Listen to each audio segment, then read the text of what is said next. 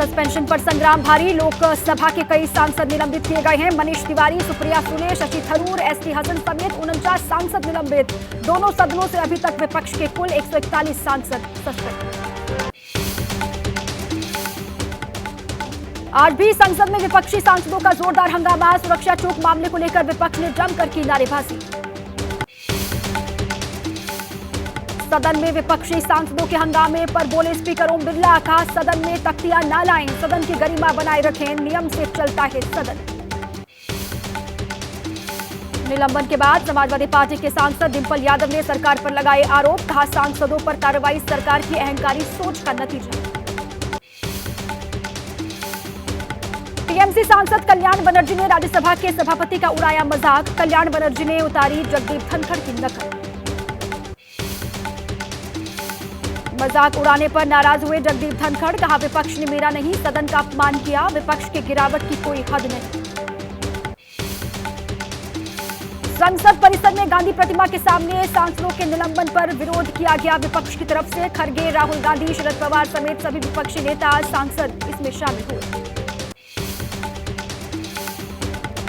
NCP नेता शरद पवार ने राज्यसभा के चेयरमैन को लिखी चिट्ठी, सदन से सांसदों के निलंबन को बताया दुर्भाग्यपूर्ण। शीत सत्र के दौरान दोनों सदनों में अब तक 141 सांसद सस्पेंड किए गए।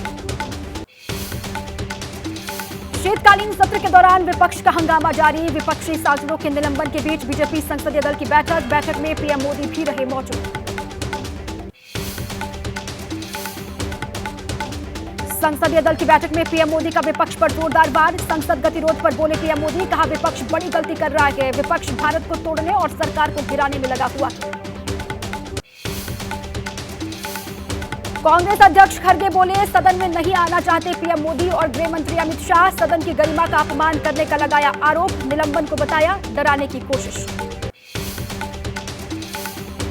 लोकसभा से निलंबित कांग्रेस सांसद अधीर रंजन चौधरी का पीएम मोदी को लेकर विवादित टिप्पणी, कहा मोदी जी पर सवार हो चुकी है असुरी शक्ति।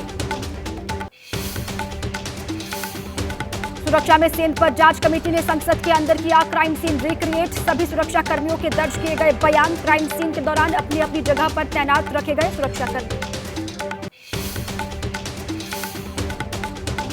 3.5 महीने बाद आज शाम दिल्ली में इंडिया गठबंधन की चौथी बैठक, मिशन लोकसभा को लेकर दिल्ली में जुटेंगे 27 दलों के नेता, सीट बंटवारे और साझा घोषणा पत्र को लेकर चर्चा।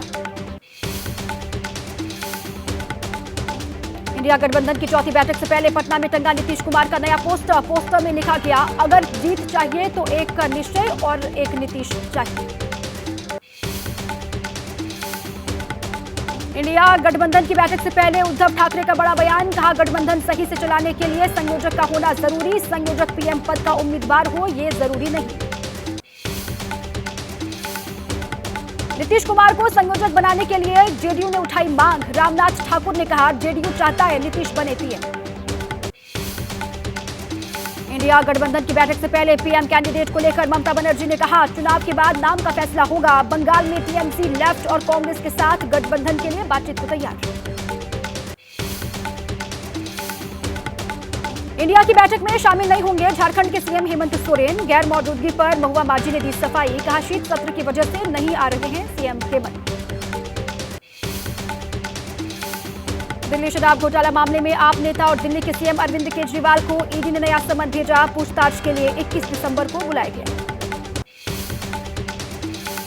10 दिवसीय विपश्यना ध्यान कार्यक्रम में शामिल होने के लिए आज शाम रवाना होंगे केजरीवाल, 19 से 30 दिसंबर तक चलेगा उनका विपश्यना कार्यक्रम। सीएम केजरीवाल ने तमिलनाडु सीएम एमके स्टालिन से मुलाकात की, तमिलनाडु भवन मिलने पहुंचे केजरीवाल, डीएमके सांसद टीआर बालू ने किया केजरीवाल का स्वागत। मध्य प्रदेश के पूर्व सीएम शिवराज सिंह चौहान और बीजेपी के राष्ट्रीय अध्यक्ष जेपी नड्डा की हुई मुलाकात, शिवराज सिंह बोले आगे के काम के बारे में हुई चर्चा, पार्टी जो तय करेगी वो करेंगे। राजस्थान मध्य प्रदेश में मंत्रिमंडल गठन को लेकर बीजेपी में करीब 50 नामों पर हुई चर्चा, सूत्रों के हवाले से खबर, राजस्थान में करीब 20 और मध्य प्रदेश में बनाए जाएंगे करीब 22 मंत्री।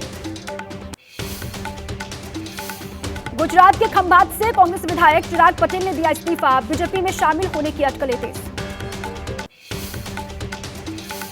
प्रधानमंत्री मोदी से मिले कर्नाटक के मुख्यमंत्री सिद्धारमैया। राज्य में सूखे के हालात और केंद्र से प्रदेश को मिलने वाली मदद पर हुई चर्चा। प्रधानमंत्री आज स्मार्ट इंडिया हैकाथॉन 2023 के ग्रैंड फिनाले के प्रतिभागियों के साथ करेंगे बातचीत। 48 नोडल केंद्रों के जरिए 12,000 से अधिक प्रतिभागी होंगे शामिल। लोकसभा स्पीकर ओम बिरला ने यूरोपियन संसद के डेलीगेशन से मुलाकात की। कई मुद्दों पर हुई बात। ज्ञान वापी मामले में मुस्लिम पक्ष को बड़ा झटका। इलाहाबाद हाईकोर्ट ने मुस्लिम पक्ष की सभी याचिकाएं खारिज की। मुस्लिम पक्ष ने किया था सर्वे का विरोध। 6 महीने में जिला कोर्ट को सुनवाई पूरी करने के आदेश।